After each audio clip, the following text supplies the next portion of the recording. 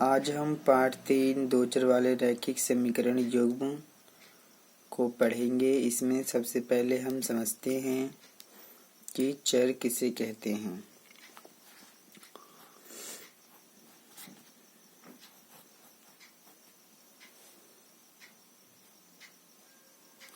अगर हम चर की बात करें तो चर जो होते हैं अल्फ़ाबेट्स होते हैं, जैसे कि एक्स, वाई, जेड,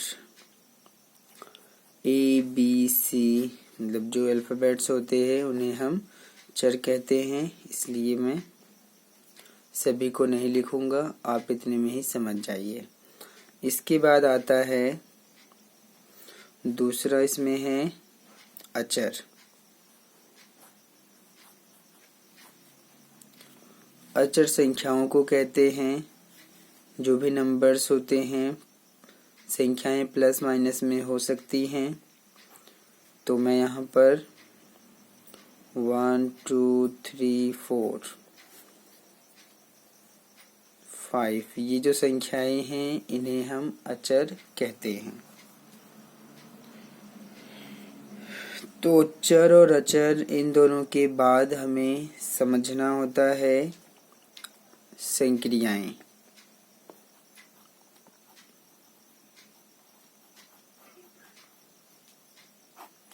संक्रियाओं को इंग्लिश में ऑपरेशन बोलते हैं, और इसका मतलब होता है कि जो भी दो संख्याओं को जोड़ा जाए या घटाया जाए या गुणा किया जाए या भाग किया जाए तो उसे हम बोलते हैं संक्रियाएं।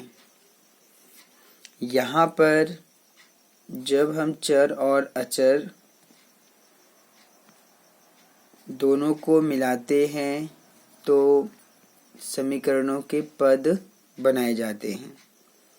कोई भी समीकरण जो बनता है उसमें चर, अचर और ये प्लस माइनस गुणा भाग इनका भी प्रयोग किया जाता है। इसमें बराबर का भी प्रयोग किया जाता है।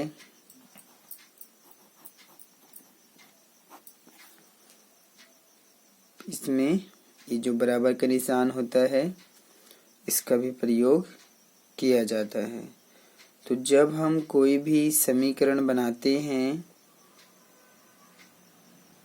एक चर में या दो चर में, तो उसमें चर का, अचर और इन प्लस माइनस गुणा भाग और ये बराबर का प्रयोग किया जाता है। मैं यहाँ पर आपको एक चर वाले रैखिक समीकरण बना के दिखाता हूँ। तो यहाँ पर एक चर वाले जो रैखिक समीकरण होते हैं, एक चर वाले रैखिक समीकरण, एक चर वाले जो रैखिक समीकरण होते हैं उनको बनाना।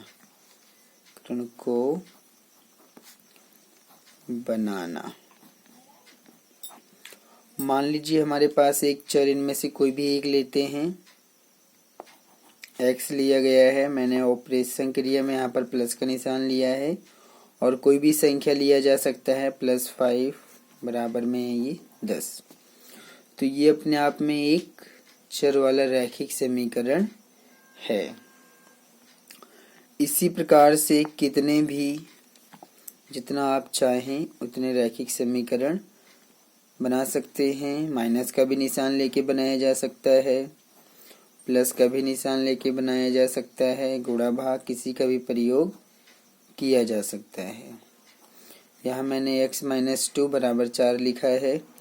इसी प्रकार से गुणा का भी निशान लगाया जा सकता है, x गुणा 3 बराबर 6। तो ये सभी जो एग्जाम्पल हैं ये एक चर वाले रैखिक समीकरण के हैं। जब हम इसमें दो चर वाले रैखिक समीकरण बनाते हैं, अच्छा यहाँ पर रैखिक शब्द का और मतलब समझ लेते हैं कि जो समीकरण बनते हैं रैखिक का क्या अर्थ होता है। रैखिक का अपना ज़्यादा कुछ मतलब नहीं है। जो x की पावर है वो 1 होनी चाहिए। x की अधिकतम पावर कितनी होनी चाहिए? 1। अगर आप यहाँ पर ध्यान से देखें तो यहाँ पर जो समीकरण दिख रहे हैं इनकी अधिकतम पावर कितनी है? 1 है। तो ये सभी रैखिक समीकरण हैं। तो रैखिक का अर्थ मैं बता देता हूँ। रैखिक का अर्थ होता है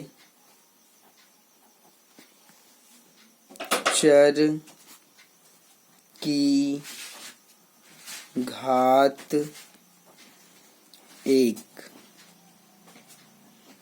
चर की घात अगर 1 है तो उसे आप बोलेंगे रैखिक, इसी को ही बोला जाता है। तो यहाँ पर जितने भी चर हैं उनकी पावर कितना है? 1 है, तो ये सभी रैखिक है। अच्छा, क्योंकि यहाँ पर चर है, अचर है, बराबर का भी निशान है, तो ये अपने आप में एक समीकरण को बनाते हैं। सॉरी, अपने आप में एक समीकरण को दिखाते हैं, जैसे कि आप यहाँ पर देख रहे हैं। तो जब हम दो चर वाले रैखिक समीकरण की बात करते हैं तो देखिए,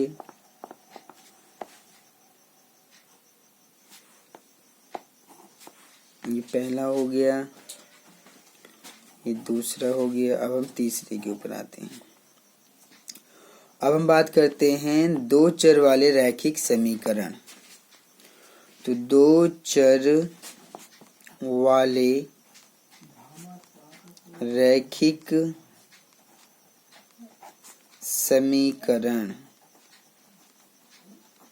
दो चर वाले रैखिक समीकरण को बनाना, ये भी इसी प्रकार से बनेगा। अब आप क्या करेंगे? अब आपको कोई भी दो चर लेना है। मान लीजिए मैंने यहाँ पर, मैं आपको एग्जाम्पल जिससे समझा रहा हूँ, दो चर वाले रैखिक समीकरण को बनाना। आप कोई भी दो चर ले लीजिए, क्योंकि कहा गया है कि दो चर होना चाहिए, दो चर होना चाहिए। मान लीजिए मैंने एक चर लिया x और दूसरा चर लिया y, और इनके बीच में प्लस का निशान लगाया, बराबर कर दिया मैंने 10 के।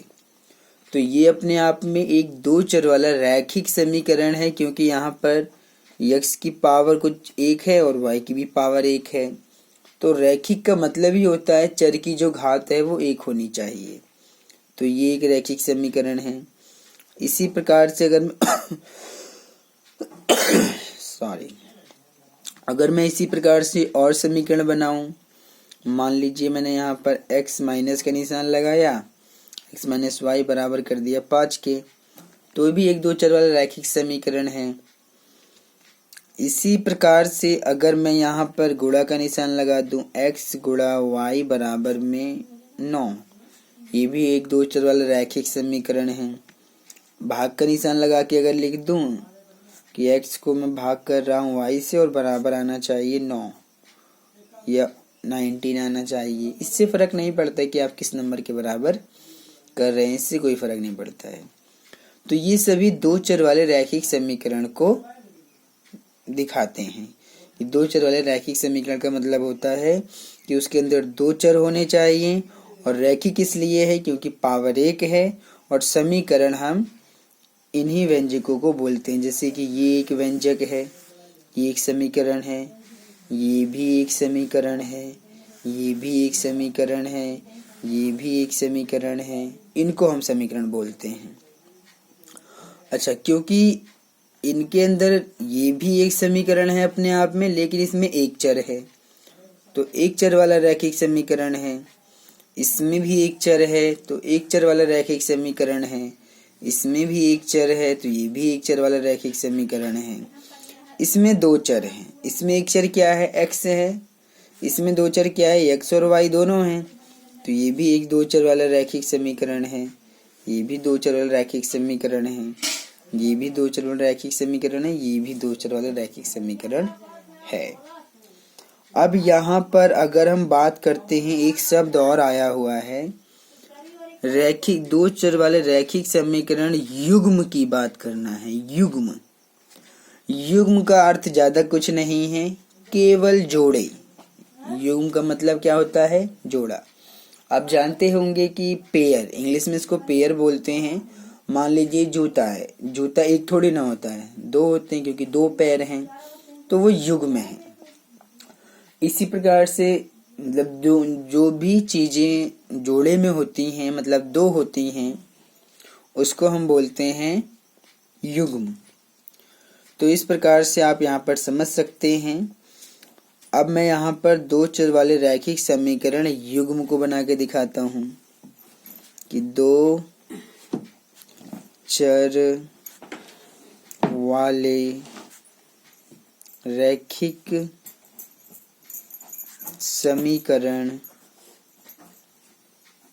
समीकरण युग्म। युग्म का मतलब क्या है? जोड़ा बनना चाहिए। इसका मतलब होता है जोड़ा, यानी कि दो बनने चाहिए। जैसे मान लीजिए मैंने यहाँ एक एग्जाम्पल लिया और मैंने यहाँ एक समीकरण लिखा अपनी मर्जी से। अच्छा, इनके साथ में जैसे मान लीजिए x प्लस वाई बराबर है यहाँ पर 5। इनके साथ में संख्याओं को भी लिया जा सकता है। यहाँ मैंने 2x लगा दिया, यहाँ 3y लगा दिया, इससे कोई फर्क नहीं पड़ता, ये भी एक समीकरण है।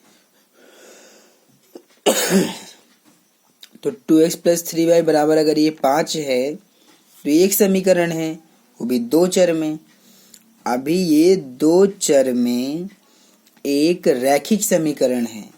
अगर मैं यहाँ एक और लिख दूं, जैसे कि मैं लिखूं 3x माइनस का 2y बराबर में 4, तो अब ये कितने समीकरण हैं? ध्यान से देखिए। 2x प्लस 3y बराबर 5 पहला समीकरण, 3x माइनस 2y बराबर 4 दूसरा समीकरण। तो इन्हीं को ही हम बोलते हैं दो चर वाले, क्योंकि दो चर है ये x और y दो चर हैं। तो दो चर वाले रैखिक इसलिए है क्योंकि इनकी पावर एक है, तो रैखिक है ये। समीकरण भी अपने आप में ये हैं। और युग्म इसलिए बोलते हैं क्योंकि ये दो समीकरण हैं, इसी को ही हम बोलेंगे युग्म।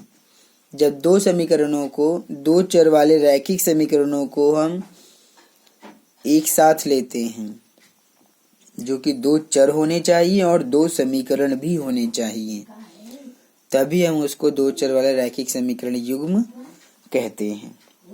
तो इस प्रकार से आपके समझ में आया होगा कि जो दो चर वाले रैखिक समीकरण होते हैं वो युग्म का क्या अर्थ होता है। तो इस प्रकार से आप जितना चाहें उतना समीकरण बना सकते हैं, लिख सकते हैं, समझ सकते हैं, जान सकते हैं। यही है दो चर वाला रैखिक समीकरण युग्म। अब मैं आपको थोड़ा सा, जैसे कि यहाँ पर मैं आपको समझा रहा हूँ कि जो रैखिक से दो चर वाले रैखिक समीकरण होते हैं उनका व्यापक रूप क्या होता है। तो यहाँ पर अब हम एक और नई चीज सीखेंगे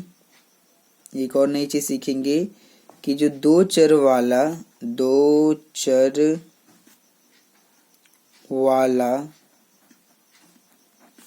रैखिक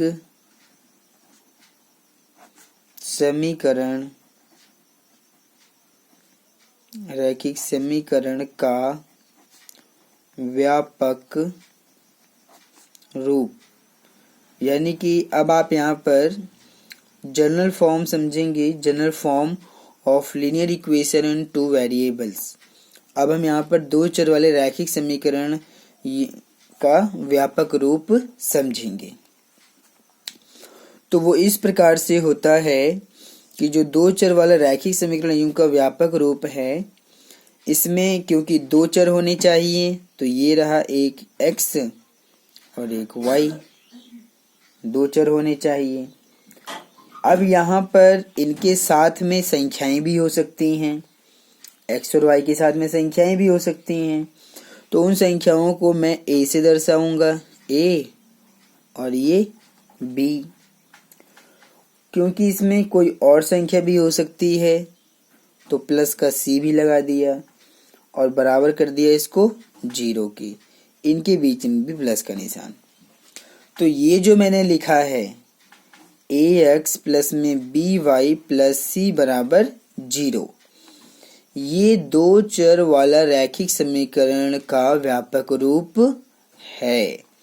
यही है दो चर वाले रैखिक समीकरण युग्म का व्यापक रूप। अगर इसको आप पढ़ेंगे तो कैसे बोलेंगे?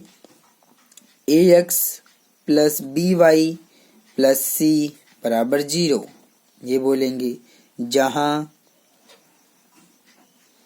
जहाँ ए बी सी ये वास्तविक संख्याएं हैं और एक्स वाई क्या है, चर हैं।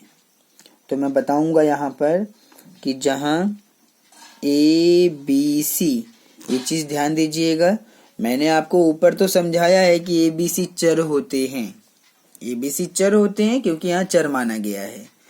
यहाँ पर मैं ए बी सी को लिख रहा हूँ कि ये वास्तविक संख्याएं हैं, तो यहाँ चर नहीं है, चर केवल एक्स और वाई है। ए बी सी यहाँ पर वास्तविक संख्याएं हैं। तो जहाँ ए बी सी जो है ये वास्तविक संख्याएं हैं, ए बी सी वास्तविक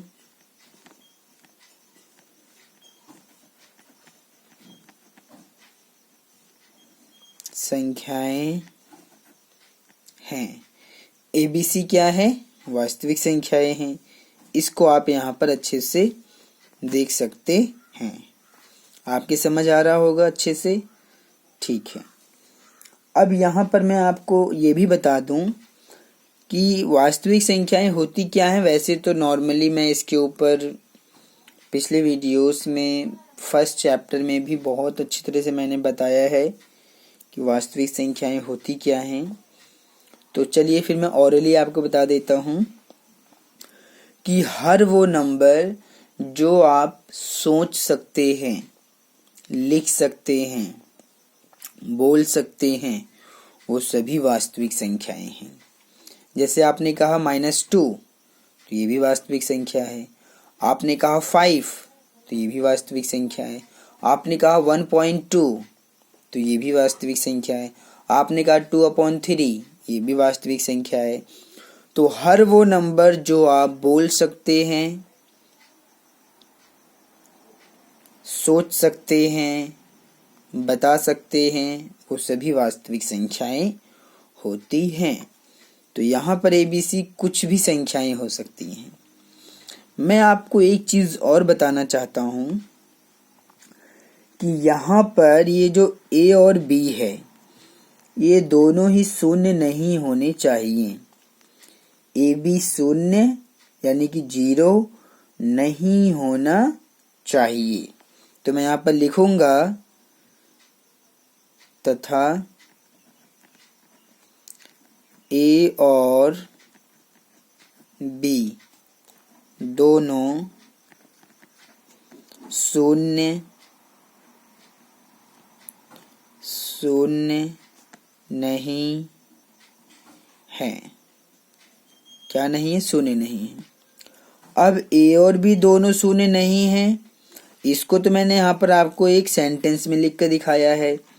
इसको जब हम शॉर्ट मतलब कि छोटे में लिखना चाहें, अगर मैं छोटे में लिखना चाहें इसे हम, तो इसको ऐसे लिखा जाएगा, a² प्लस का b² बराबर नहीं होना चाहिए 0 के, ऐसे लिखा जाएगा।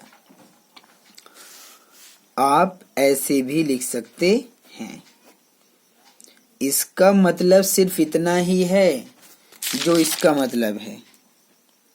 ए और बी दोनों शून्य नहीं है, ये मैंने हिंदी में सेंटेंस में आपको लिख के दिखाया है। तो जो अर्थ इसका है वही अर्थ इसका भी है कि a² प्लस b² यानी कि ए और बी दोनों शून्य नहीं है। तो अगर ऐसा कोई समीकरण आपको दिखे तो ऐसे समीकरण को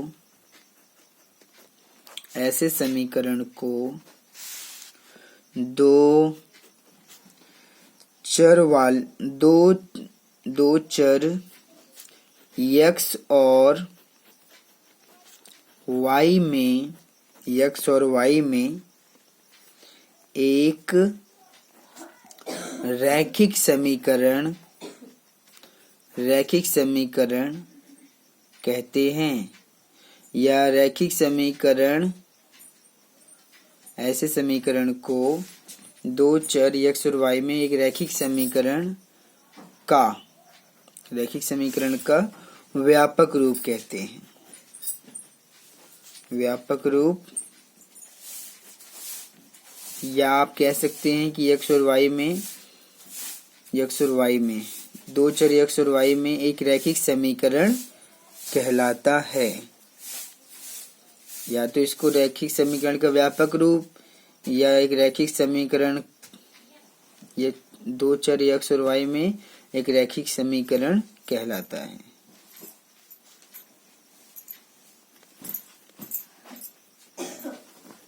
तो ये हो गया दो चर x और y में एक रैखिक समीकरण का व्यापक रूप एक रैखिक समीकरण कहलाता है। इस प्रकार से आप इसको देख सकते हैं।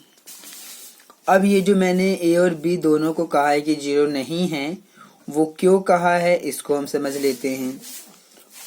मान लीजिए हमारे पास ax प्लस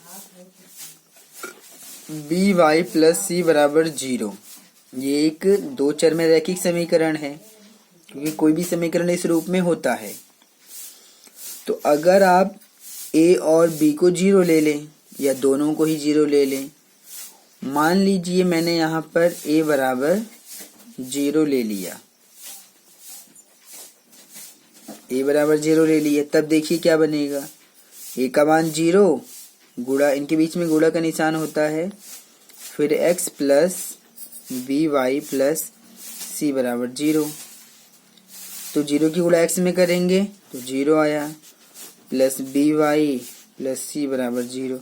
तो एक चर तो इसका खत्म हो गया, जो इसका चर था x वो तो खत्म हो गया। अब ये दो चर वाला रैखिक समीकरण नहीं है, अब ये केवल एक चर में, अब क्योंकि इसको अगर हल करें तो by प्लस c बराबर 0 आएगा।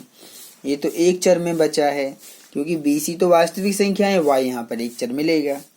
तो ये जो है एक चर y में रैखिक समीकरण है।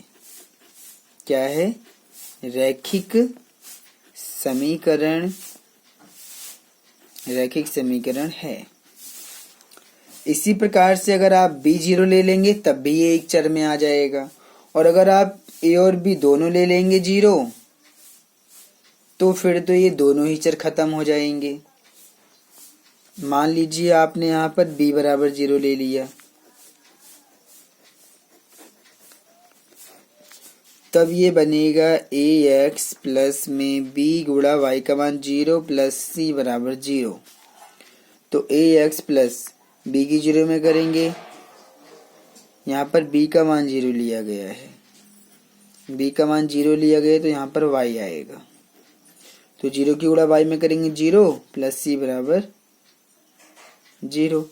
तो 0 ये आ गया, तो ax प्लस c बराबर 0। तो अभी भी इसके अंदर एक ही चर है, केवल x है, क्योंकि हमने b को 0 लिया है ना, तो y खत्म हो जाएगा। तो ये क्या है? एक चर y में रैखिक समीकरण है। क्या है? रैखिक समीकरण है। ये रैखिक समीकरण। और अगर आप a भी 0 ले लें और b भी 0 ले लें, तब देखिए क्या होता है। ax plus by plus c बराबर 0। तो a का मान 0 है, गुणा में x प्लस b का मान 0 गुणा y प्लस c बराबर 0। तो 0 की गुणा x में करेंगे 0 बना, 0 की y में करेंगे 0 प्लस c बराबर 0, यानी कि c बराबर 0 आया। तो इसके अंदर तो दोनों ही चर खत्म हो गए, x भी खत्म और y भी खत्म। तो ये c एक नंबर है। तो ये तो कोई समीकरण ही नहीं है, क्योंकि समीकरण में x या y किसी एक चर का होना जरूरी है। ये तो समीकरण ही नहीं है कोई, मतलब किसी नंबर को बराबर 0 कर दो और बोलो कि ये समीकरण है, तो ऐसा कुछ भी नहीं है। आप लिखेंगे ये समीकरण नहीं है, ये समीकरण नहीं है, क्योंकि समीकरण की तब बनेगा जब इसके अंदर चर होना चाहिए। चर है नहीं तो ये समीकरण ही नहीं है। तो इसलिए यहाँ पर कहा गया है कि a और b आपका 0 नहीं होना चाहिए, क्योंकि अगर a और b 0 हुआ तो वो समीकरण या तो एक चर में बनेगा या तो फिर या तो एक चर वाला बन जाएगा या फिर वो समीकरण ही नहीं रहेगा। अगर आप ए और बी दोनों में से किसी एक को जीरो लें या दोनों को जीरो लेते हैं तब ऐसा होता है। तो इस प्रकार से हमने दो चर वाले रैखिक समीकरण का व्यापक रूप भी देख लिया। अब क्योंकि हम दो चर वाले रैखिक समीकरण युग्म को भी जान चुके हैं कि जो दो चर वाले रैखिक समीकरण युग्म होते हैं उसमें सब कुछ वही होता है, बस इसमें दो समीकरण को एक साथ में लिया जाता है। मतलब कि जैसे कि ये एक दो चर में रैखिक समीकरण है, ये भी एक दो चर में रैखिक समीकरण है, दोनों को मिला देंगे तो ये युग्म बन जाएगा। तो इसका व्यापक रूप चलिए हम बनाते हैं कि जो दो चर वाले रैखिक समीकरण युग्म है उसका व्यापक रूप क्या है। क्योंकि दो चर वाले रैखिक समीकरण का तो व्यापक रूप आपने देख लिया, ये जो है ax plus B Y plus C बराबर 0, ये दो चर वाले रैखिक समीकरण का व्यापक रूप है। लेकिन जब युग्म रहेगा यानी कि दो समीकरण एक साथ रहेंगे तो उसका व्यापक रूप क्या होगा। अब हम इसको समझते हैं, चलिए समझते हैं। तो यहाँ पर अब हम देखेंगे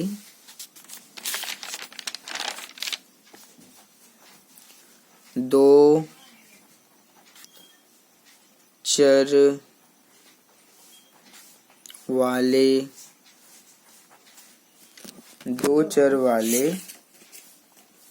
रैखिक समीकरण, दो चर वाले रैखिक समीकरण युग्म का व्यापक रूप। तो ये भी आपका उसी प्रकार से होना है जैसे कि हमने दो चर वाले रैखिक समीकरण को समझा था। देखिए अगर आप इसको ध्यान से देखें तो ax plus B Y plus C बराबर 0।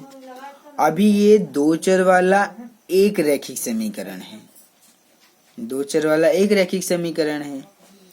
अब क्योंकि मुझे युग्म चाहिए तो दो लेना पड़ेगा, तो मैं एक और लिख देता हूं और ax plus B Y plus C बराबर 0।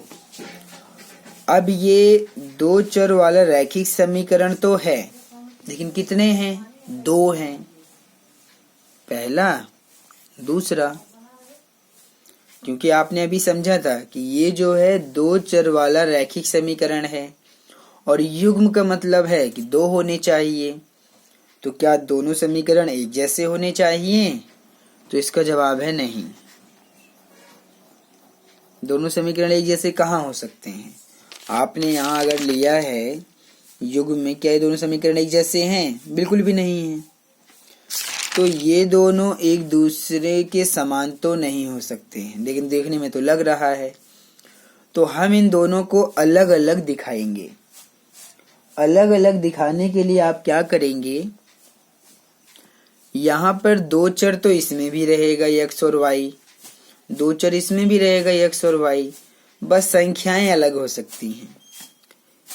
इसको मतलब ABC कुछ और हो सकता है, इसमें ABC कुछ और हो सकता है। तो इसको A1 B1 C1, इसको A2 B2 और C2। इस प्रकार से हमारा ये बन गया दो चर वाला रैखिक समीकरण युग्म का व्यापक रूप। अब इसको पढ़ा जाएगा A1x plus B1y plus C1 बराबर नहीं होना चाहिए किसके? 0 के बराबर नहीं होना चाहिए। सॉरी, 0 के बराबर तो है। A1x plus B1y plus C1 बराबर 0, पहला समीकरण। A2x plus B2y plus C2 बराबर 0। और इन दोनों को अगर आप ध्यान से देखें तो यही है पूरा, इसको आप बोलेंगे दो चर वाला रैखिक समीकरण युग्म और उसका व्यापक रूप है ये। तो इस प्रकार से यहाँ पर आप ये भी देखिए कि A1 B1 C1 A2 B2 C2 ये सभी वास्तविक संख्याएं हैं। तो मैं यहाँ लिख के दिखाता हूँ, जहाँ A1, B1, C1, A2, B2, C2 वास्तविक संख्याएं हैं। वास्तविक संख्याएं हैं। ये सभी वास्तविक संख्याएं हैं। वास्तविक संख्याएं हैं तथा आप ये भी जानते हैं कि ये A1 और B1 जीरो नहीं होना चाहिए, साथ में A2 और B2 भी जीरो नहीं होना चाहिए। तो इसको लिख दीजिए कि A1, अब क्योंकि हमने स्क्वायर से दिखाया था, ध्यान दीजिए, ए स्क्वायर प्लस बी स्क्वायर से दिखाया था ना ए और बी को। तो यहाँ पर जो ए बी है वो A1 B1 है, तो A1 B1 ही लिखेंगे हम, बस इसके ऊपर स्क्वायर लगा देंगे और बराबर दिखा देंगे कि ये बराबर नहीं होना चाहिए किसके, जीरो के, कॉमा। अब यहाँ पर क्या है, यहाँ पर तो A2 है और फिर B2 है, ये भी बराबर नहीं होना चाहिए जीरो के, बस स्क्वायर वो दिखाने के लिए, स्क्वायर से स्क्वायर लगा रहे हैं केवल दिखाने के लिए कि ये तरीका है लिखने का। इसका अर्थ क्या है, इसका अर्थ सिर्फ इतना है कि A1 और ये B1 ये दोनों जीरो नहीं होने चाहिए, A2 B2 भी जीरो नहीं होने चाहिए। अगर मैं इसको हिंदी में लिख के दिखाऊं, इन दोनों को मैं हिंदी में लिखूंगा तो ऐसे लिखूंगा कि A1 तथा B1 और A2 तथा B2 शून्य नहीं है, शून्य नहीं है। यानी कि A1 B1 और A2 B2 ये शून्य नहीं होने चाहिए, ऐसे भी लिखेंगे हिंदी में, लेकिन ये लिखने का एक और तरीका भी है। तो इस प्रकार से आपने हमें जो यहाँ पर पढ़ना है, इस चैप्टर में दो चर वाले रैखिक समीकरण युग्म पाठ का नाम ही यही, यहाँ पर पाठ का नाम है कि दो चर वाले रैखिक समीकरण युग्म। यानी कि यहाँ पर हम जितने भी समीकरण लिखेंगे वो दो चर वाला होगा, रैखिक समीकरण होगा और साथ में युग्म बनेगा, यानी कि जोड़े होने चाहिए। एक सिंगल दो चर वाला रैखिक समीकरण यहाँ पर हम नहीं पढ़ेंगे, क्योंकि हम दो चर वाले रैखिक समीकरण जो सिंगल में केवल एक समीकरण होता है दो चर वाला, वो हम 9th क्लास में पढ़ चुके हैं। आपको याद होगा कि वहां पर हमने जो पढ़ा था वो पढ़ा था दो चर वाले रैखिक समीकरण। तो वहां पर हमने क्या क्या सीखा था, वहां आपने दो चर वाले रैखिक समीकरण का जो व्यापक रूप होता है वो सीखा था, और इनका हल, दो चर वाले रैखिक समीकरण का आपने हल ज्ञात करना सीखा था, ग्राफ बनाना सीखा था। तो बहुत सारी चीजें आपने वहां पर सीखा था। तो यहाँ पर हम क्या सीखेंगे, यहाँ पर भी वही चीजें, बस युग्म रहेगा, मतलब जोड़े बनेंगे। एक सिंगल समीकरण नहीं पढ़ेंगे हम, यहाँ पर दो समीकरण को एक साथ लेंगे और उनको पढ़ा जाएगा। तो यहाँ पर भी हमें इन दोनों दो चर वाले रैखिक समीकरण युग्म को क्या क्या सीखना है, उनका ग्राफ बनाना सीखना है, उनको हल करना सीखेंगे। इनको हल करने की हमारे पास विधियां हैं। आप दो चर वाले रैखिक समीकरण युग्म को दो विधि से यहाँ पर हल करना सीखेंगे। एक रहेगा ग्राफीय विधि, दूसरा रहेगा बीज गणितीय विधि। ग्राफीय विधि में तो आप ग्राफ बना लेंगे और फिर उसका हल ज्ञात कर लेंगे। बीजीय जो हमारा बीज गणितीय विधि है उसके अंदर हमारे पास कुछ विधियां हैं, जैसे प्रतिस्थापन विधि है, विलोपन विधि है, वज्र गुणन विधि है। तो इन तीनों विधियों को हम यहाँ पर समझेंगे। इन तीनों को ही मिलाकर बनता है बीज गणितीय विधि। तो इनका प्रयोग करके हम दो चर वाले रैखिक समीकरण युग्म को हल करेंगे, ग्राफ बनाएंगे, वो सारी चीज़ें हमें इस पाठ में यहाँ पर सीखना है, समझना है।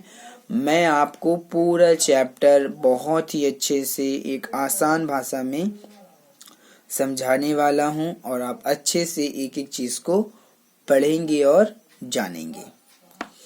तो ये चीज़ आपके समझ में आ गया होगा। हमारा मेन फोकस रहेगा दो चर वाले रैखिक समीकरण युग्म के ऊपर, इसके ऊपर हम फोकस करेंगे। ठीक है, चलिए आगे बढ़ते हैं। तो ये चीज़ आपके समझ में आ गया। अब जो है आप थोड़ा सा याद कीजिए कि जो आपने 9th क्लास में ग्राफ बनाया था दो चर वाले रैखिक समीकरण का, तो ग्राफ आपको याद तो जरूर होगा कि वहाँ पर जो भी आप समीकरण बनाते थे उसमें पहले आप 2 या 3 या 4 हल ज्ञात करते थे और उसको ग्राफ पे दर्शाया जाता था। तो ग्राफ पे दर्शाने के बाद एक सरल और सीधी रेखा आपको प्राप्त होती थी, सीधी और सरल रेखा आपको प्राप्त होती थी। तो इसका मतलब ये हुआ कि जो रैखिक समीकरण युग्म यानी कि जो दो चर वाले रैखिक समीकरण होते हैं वो अपने आप में एक रेखा होती है। क्या होती है? एक रेखा होती है। तो ये चीज़ आप अपने दिमाग में रखिएगा कि जो दो चर वाले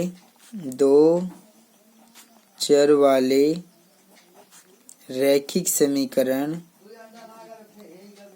दो चर वाले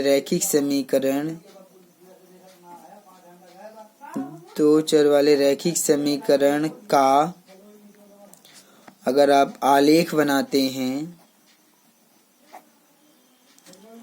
रैखिक समीकरण का आलेख एक सरल और सीधी रेखा रैखिक समीकरण का आलेख एक सरल और सीधी रेखा होती है। मैं आपको थोड़ा सा ये दिखाता भी हूँ, तब आपके समझ में आएगा कि अगर आप के पास में इस प्रकार का कोई समीकरण है, ax plus B Y plus C बराबर 0, अगर इस प्रकार का कोई भी एक चर वाला एक रैखिक समीकरण है, अगर आप उसका ग्राफ बनाते हैं तो ग्राफ जो बनेगा इस प्रकार से, उस पे आपका एक्स अक्ष होता है, ये आपका एक्स अक्ष है, इसको मैं एक्स अक्ष लिख देता हूँ। ये रेखा एक्स अक्ष होती है और ये रेखा वाई अक्ष होती है। इसको एक्स और एक्स डैश से दिखाते हैं, इसको वाई और वाई डैश से दिखाते हैं।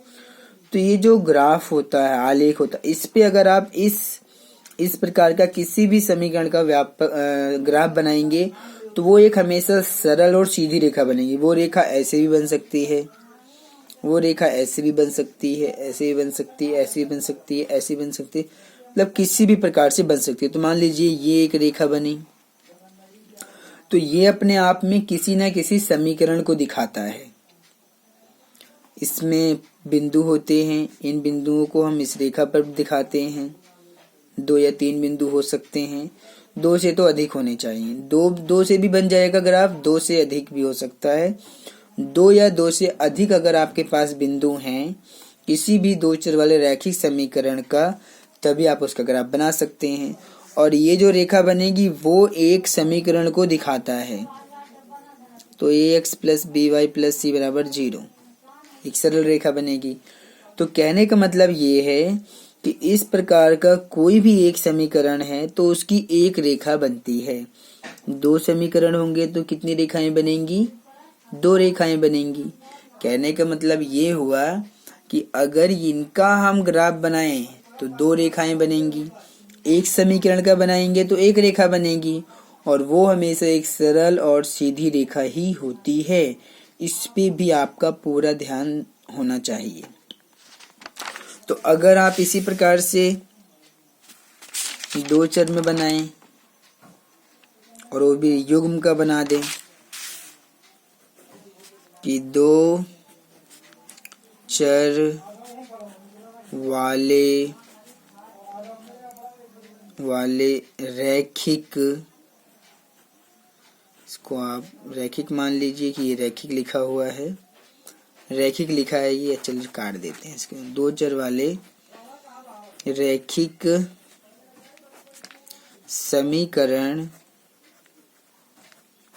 समीकरण का आलेख अगर आप इसको बनाएं तो व्यापक रूप क्या होता है, a1x plus b1y plus c1 बराबर 0 होना चाहिए, पहला है। अब क्योंकि इसमें तो दो समीकरण होने चाहिए तो इसलिए इसमें दो समीकरण हमें दिखाना पड़ेगा, क्योंकि ये युग्म है ना, रैखिक समीकरण युग्म लिख देते हैं क्योंकि इसमें हम युग्म ले रहे हैं, जोड़े हैं ये समीकरण के। तो अगर आप दो चर वाले रैखिक समीकरण युग्म का आलेख बनाते हैं तो जो आलेख बनेगा, तब जो आलेख बनेगा उसमें दो रेखाएं होती हैं, ये रहा x और ये रहा x डैश, y और y डैश। तो रेखाएं जो बनती हैं वो दो बनती हैं। अब वो दोनों रेखाएं किसी भी प्रकार से हो सकती हैं। मान लीजिए एक रेखा ऐसे जा रही है तो एक रेखा ऐसे जा रही है, ऐसे भी बन सकता है, ऐसे भी बन सकता है। तो ये जो है पहले समीकरण को दिखाएगा, a1x plus b1y plus c1 बराबर 0, और ये समीकरण दूसरे वाले को दिखाएगा, यानी कि a2x plus b2y plus c2 बराबर 0। तो दो रेखा यानी कि दो समीकरण।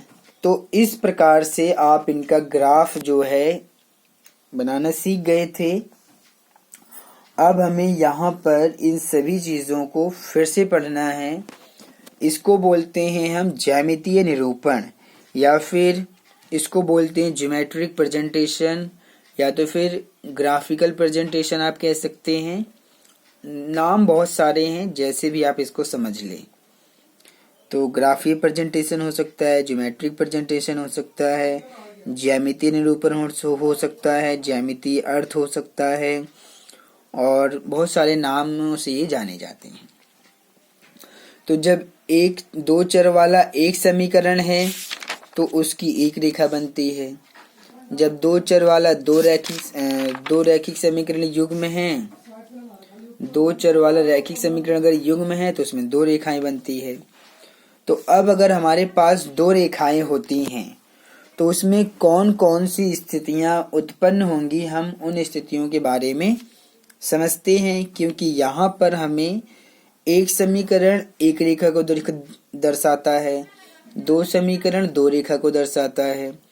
तो इस प्रकार से आपको समझना पड़ेगा कि दो रेखाएं जब हमें दी होती हैं तो वो कौन कौन सी स्थितियां अपने आप में बना सकती हैं। तो अब हम यहाँ पर समझते हैं कि जब दो रेखाएं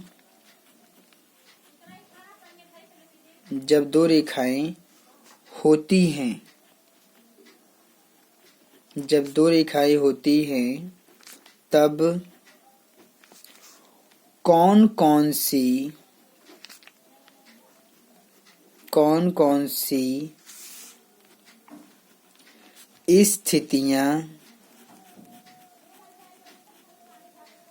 कौन कौन सी स्थितियां उत्पन्न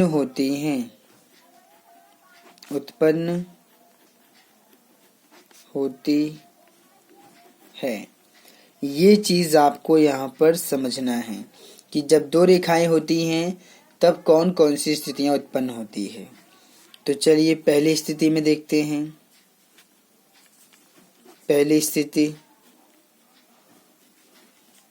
अगर आप पहली स्थिति को ध्यान से देखें तो पहली स्थिति में क्या हो सकता है, आप इन चीजों को ध्यान से समझिए। मान लेते हैं कि पहली स्थिति बनती है कि दोनों रेखाएं एक दूसरे को कहीं न कहीं किसी एक बिंदु पर इस प्रकार से प्रतिच्छेद करती हैं। तो पहली स्थिति में क्या हो रहा है, हो सकता है कि दोनों रेखाएं एक दूसरे को एक बिंदु पर प्रतिच्छेद करें। मान लीजिए यहाँ पर कर रहा है, तो ये आपको देख सकते हैं कि इसका मतलब पहली स्थिति क्या बनेगी कि हो सकता है कि दोनों रेखाएं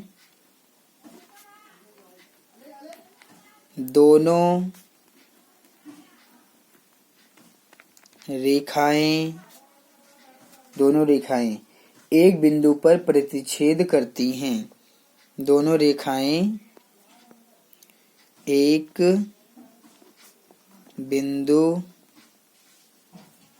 बिंदु पर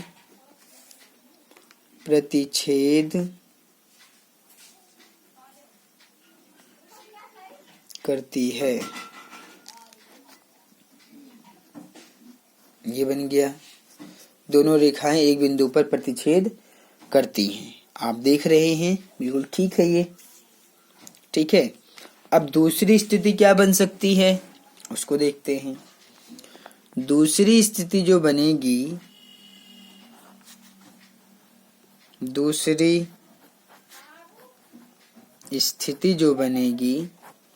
इसमें क्या हो सकता है कि हो सकता है दोनों रेखाएं समांतर हों। क्या हो सकता है? दोनों रेखाएं समांतर हो। ये भी तो बन सकती है स्थिति। तो हम इसको बोलेंगे कि दोनों रेखाएं एक दूसरे को प्रतिच्छेद नहीं करती हैं, अर्थात वो समांतर हैं। यहाँ पर एक दूसरे को काट रही हैं? नहीं काट रही हैं। तो इसको हम बोलेंगे कि हो सकता है कि दोनों रेखाएं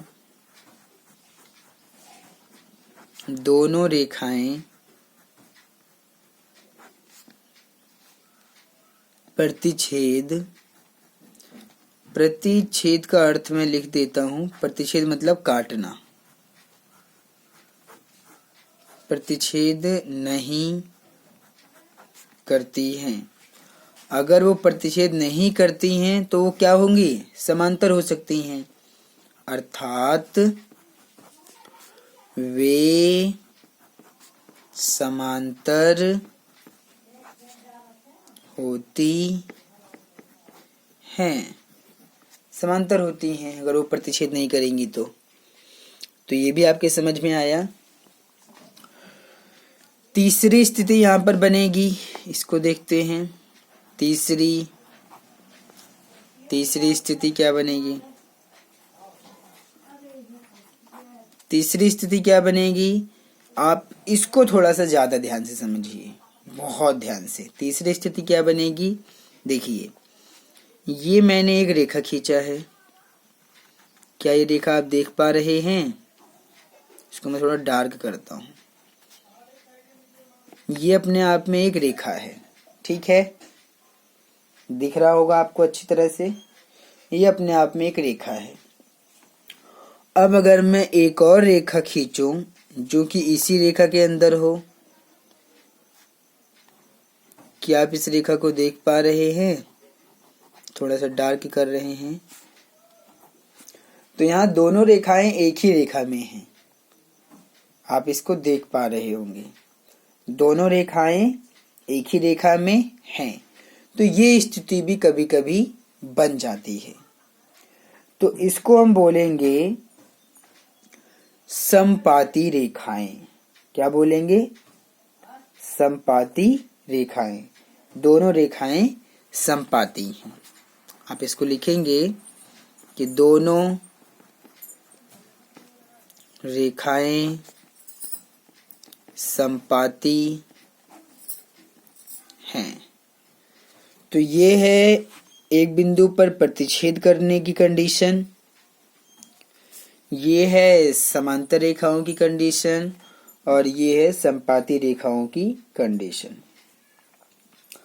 तो यहाँ पर हमने तीनों संभावनाओं को देखा। कौन कौन सी संभावनाएं हैं यहाँ पर? हमने यहाँ पर देखा कि दोनों रेखाएं प्रतिच्छेद करती हैं। हमने क्या क्या देखा? हमने देखा कि अगर हमारे पास दो रेखाएं हैं तो दोनों रेखाएं प्रतिच्छेद करती हैं।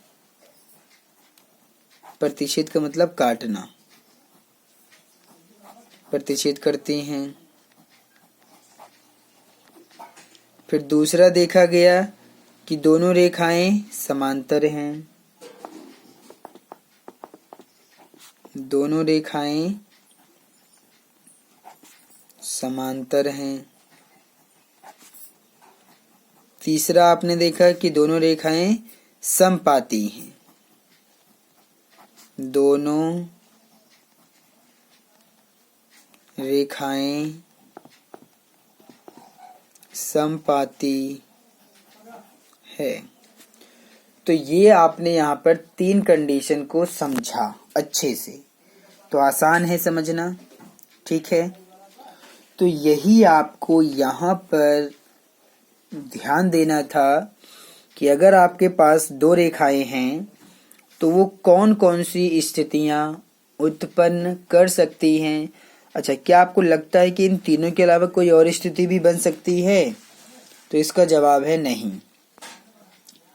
इन तीनों के अलावा और कोई दूसरी स्थिति नहीं बन सकती है, किसी भी कीमत पे नहीं बन सकती है, नहीं बन सकती है, ठीक है। हाँ, तो अब हम बात करते हैं कि 2 चर वाले जो रैखिक समीकरण होते हैं उनका ग्राफ कैसे बनता है। तो 9th क्लास में आप क्योंकि ग्राफ बनाना सीख चुके हैं और आप जानते भी हैं कि इनका ग्राफ कैसे बनाया जाता है, और मुझे लगता है कि आप बना भी सकते हैं, इतना आपको आइडिया होना चाहिए।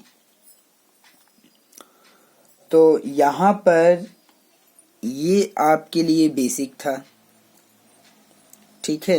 एक चीज मैं और दिखा दूं कि ये जो व्यापक रूप आप देख रहे हैं ax plus B Y plus C बराबर 0, और क्योंकि समीकरण में ऐसे लिख के दिखाता हूं आपको कि 2x प्लस का 3y बराबर का 10।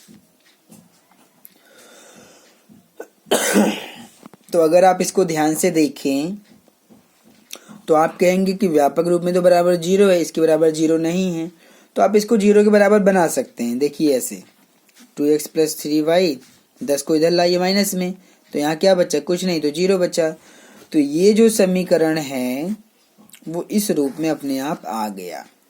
तो कोई भी चाहे 2 चर वाला जो रैखिक समीकरण हो या फिर रैखिक समीकरण युग्म हो, वो अगर 0 के बराबर नहीं है तो उसको 0 के बराबर में रखा जा सकता है, बनाया जा सकता है। 1 है तो उस एक समीकरण को ऐसे किया जा सकता है, अगर 2 है तो दोनों को भी हम 0 के बराबर लिख सकते हैं। ये आप इसको भी अपने दिमाग में रखिएगा। आप 10 को चाहे इधर रखें या इधर रखें, इसको उठा के उधर ले जाना चाहें तो ले जा सकते हैं। ग्राफ बनाने के लिए तो हमें ये सब करना ही पड़ता है। तो यहाँ पर आपने बहुत सारी चीज़ों को समझा कि चर क्या होते हैं, अचर क्या होते हैं, समीकरण कैसे बनता है, 1 चर वाला, 2 चर वाला, और यहाँ पर हम ग्राफ बनाना भी सीखेंगे कि किसी भी 2 चर वाले रैखिक समीकरण का जो ग्राफ बनता है वो कैसे बनता है। बना के देखें। चलिए मैं आपको 9th क्लास का एक उदाहरण लेके आपको समझाता हूँ, क्योंकि मैं 1 चर 2 चर वाला होगा लेकिन एक ही समीकरण का ग्राफ बना के दिखाऊंगा। वही सेम प्रोसेस 2 चर वाले रैखिक समीकरण युग्म में भी आप प्रयोग करेंगे। तो मैं आपको एक एग्जाम्पल से समझा रहा हूं कि 2 चर वाला 2 चर x और y में समीकरण x और y में, यहाँ पर रैखिक शब्द निकल गया, रैखिक 2 चर x और y में रैखिक समीकरण का आलेख खींचना, ये मैं आपको और समझाने जा रहा हूं। इसको हम और समझ लेते हैं, फिर हम एक्सरसाइज को बहुत ही आसानी से और अच्छे ढंग से कर सकते हैं, वहां आपको कोई प्रॉब्लम नहीं होगी। बस आपको यहाँ पर ध्यान देना है कि ये आप कैसे बनाएंगे इसके ऊपर फोकस कीजिए, तो आप अच्छे से सीख जाएंगे। देखिए मान लीजिए हमारे पास एक दो चर वाला रैखिक समीकरण है और मान लीजिए हमारे पास मैंने एक उदाहरण लिया है यहाँ पर कि x प्लस वाई बराबर 4। ये केवल दो चर x और y में एक रैखिक समीकरण है, युग्म नहीं है, केवल रैखिक समीकरण है। इसका मैं ग्राफ आपको इसलिए बना के दिखा रहा हूँ ताकि आप इसको अच्छे से समझ लें, तो एक्सरसाइज बनाने में आपको कोई प्रॉब्लम नहीं होगी। ठीक है, तो यहाँ पर ये एक समीकरण है। देखिए, आलेख बनाने के लिए आपको बिंदुओं की जरूरत होती है और वो जो बिंदु होते हैं वो उसमें x और y दोनों के मान होते हैं, x और y दोनों के मान होते हैं। तो आप पहले इसके हल ज्ञात कीजिए। कैसे हल ज्ञात करेंगे वो मैं आपको दिखाता हूँ कि आप इस प्रकार से एक बॉक्स बनाएंगे, आप इस प्रकार से एक बॉक्स बनाएंगे और किसी भी दो चर वाले रैखिक समीकरण का जो आलेख बनाते हैं उसमें आलेख बनाने के लिए आपके पास दो हल तो होने ही चाहिए। दो हो या दो से अधिक, आप जितना मर्जी उतना ले सकते हैं, 3 ले सकते हैं, 4 ले सकते हैं, 5 ले सकते हैं, 6 ले सकते हैं, लेकिन दो हल तो कंपलसरी है। एक से कोई ग्राफ नहीं बनेगा। तो लिखने का तरीका ये होता है कि मैं इसमें दो ही हल निकालूंगा, ज़्यादा नहीं निकालूंगा क्योंकि मुझे तो बस समझाना है इसलिए।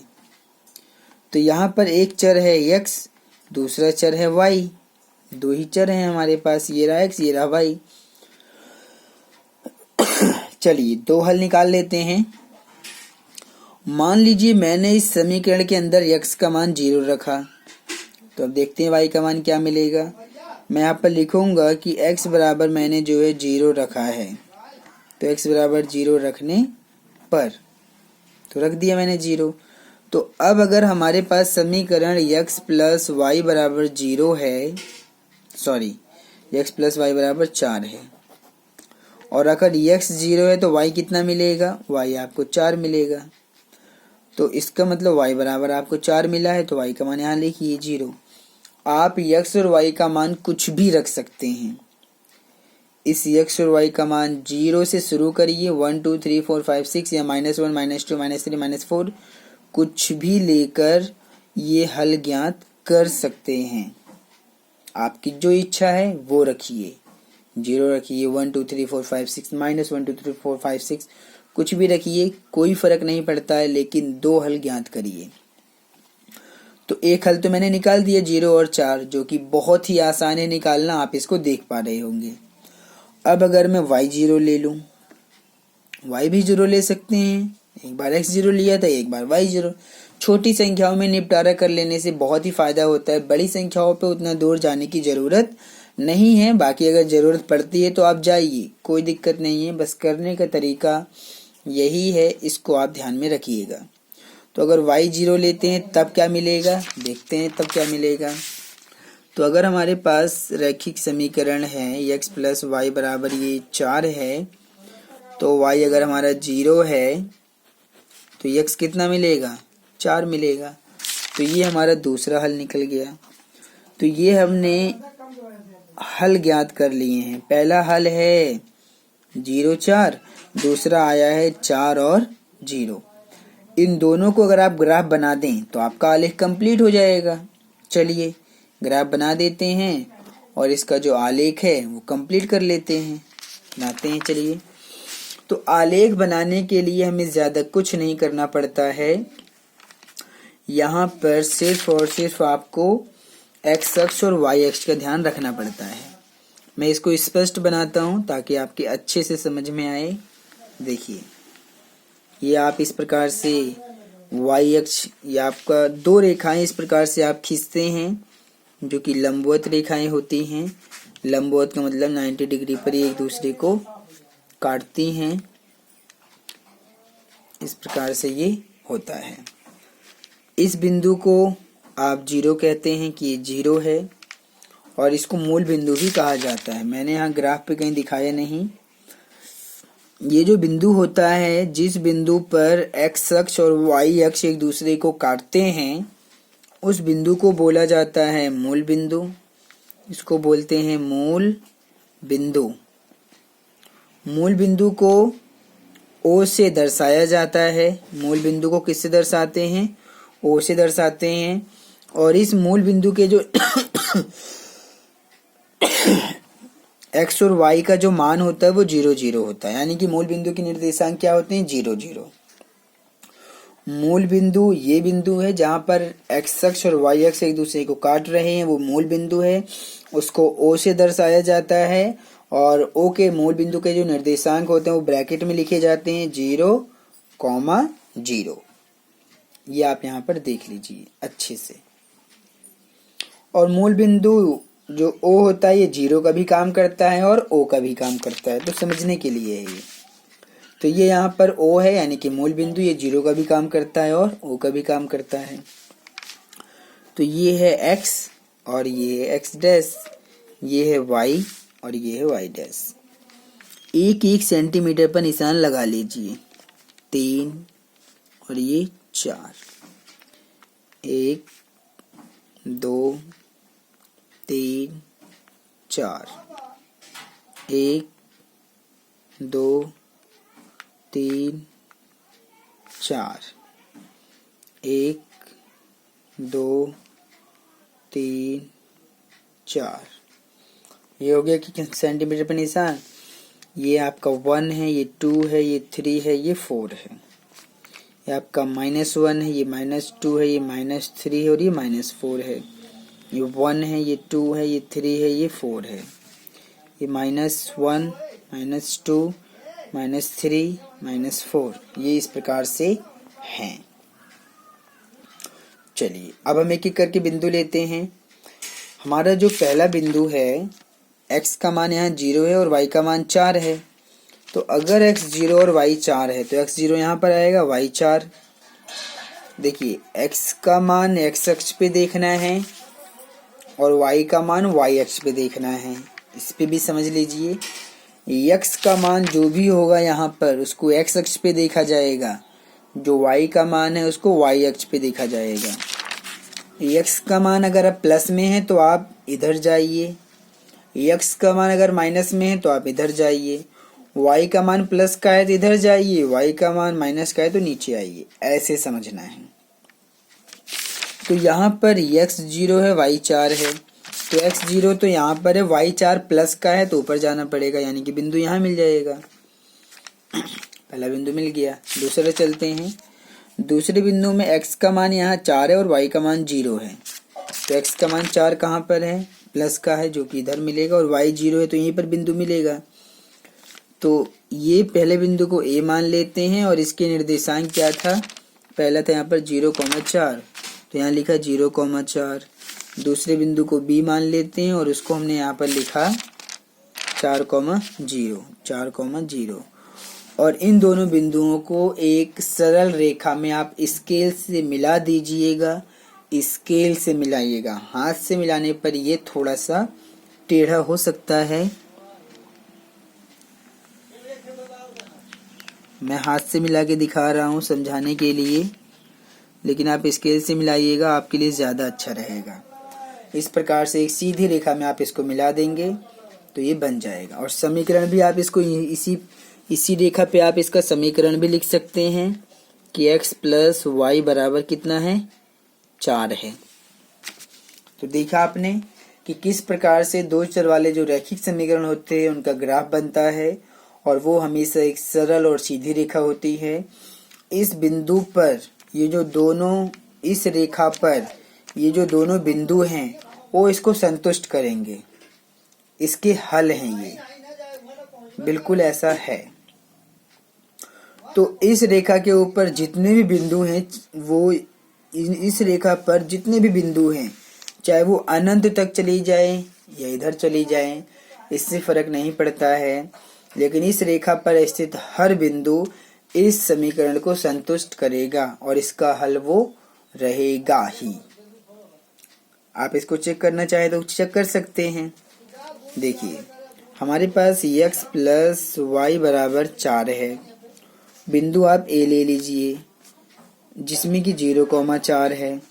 तो x का मान 0 है और y का मान 4 है, तो x का मान 0 और y का मान 4, तो बराबर 4, तो 4 बराबर 4, दोनों तरफ बराबर आ गया, तो इसका मतलब हल है। अगर दोनों तरफ बराबर आ गया तो इसका मतलब जो बिंदु है, बिंदु ए जो कि 0,4 है, वो समीकरण कौन सा, x प्लस वाई बराबर 4 का हल है। ऐसा बिल्कुल है। तो इस प्रकार से आप देख सकते हैं। तो इस रेखा पर स्थित कोई भी बिंदु इस समीकरण को संतुष्ट जरूर करेगा।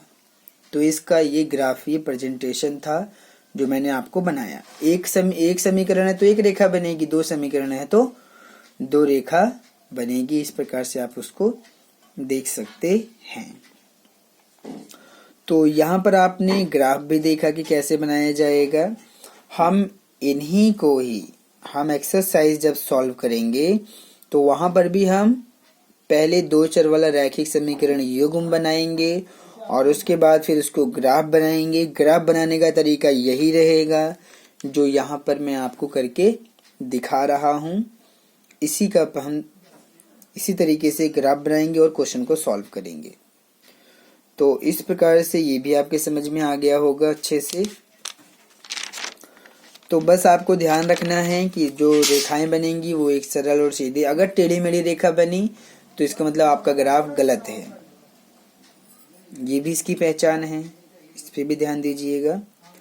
तो यहाँ पर आपको ये सारी चीजें दिमाग में रखना है, तभी हम एक्सरसाइज को आसानी से कर पाएंगे। और चीजें हैं तो बहुत आसान, बस आपको थोड़ा सा ध्यान देना है और मेहनत करना है। तो मुझे पूर्ण विश्वास है कि आप अच्छे से हर चीज को समझ जाएंगे। अब हम अगले वीडियो में केवल एक्सरसाइज को सॉल्व करेंगे, 3.1 को सॉल्व करेंगे। वहां पर हम पहले दो चर वाले रैखिक समीकरण युग्म को बनाएंगे और फिर उसको हल करेंगे। ये चीज हम अगले वीडियो में सीखेंगे। तब तक के लिए धन्यवाद।